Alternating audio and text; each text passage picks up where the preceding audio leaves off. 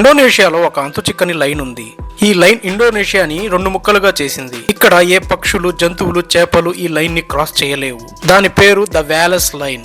నిజానికి 150 సంవత్సరాల ముందు అల్ఫ్రెడ్ రూసెల్ వ్యాలెస్ అనే రీసెర్చర్ ఒక విచిత్రమైన సంఘటనని గమనించారు. ఇండోనేషియా యొక్క బలి ఐలాండ్ లో ఏషియన్ ఎనిమల్స్ నివసిస్తాయి. కానీ దానికి ఎగ్జాక్ట్ గా 35 కిలోమీటర్స్ దూరంలో లోంబాక్ అనే ఐలాండ్ ఉంది.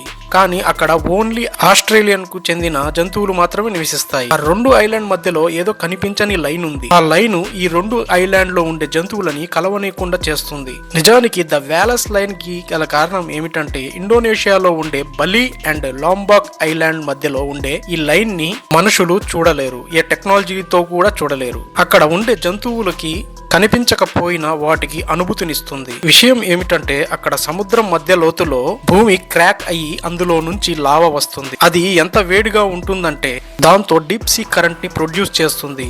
ఈ కారణంగా ఏ ఎనిమల్స్ గానీ ఫిషెస్ గానీ దాన్ని క్రాస్ చేయలేవు. ఇంకా ఇక్కడ ఉండే పక్షులు ఎందుకు క్రాస్ చేయలేదంటే అవి వలస వెళ్ళని పక్షులు. 2 నుంచి 3 కిలోమీటర్లు మాత్రమే వెళ్తాయి. అందుకనే అవి కూడా ఈ లైన్ ని క్రాస్ చేయలేదు.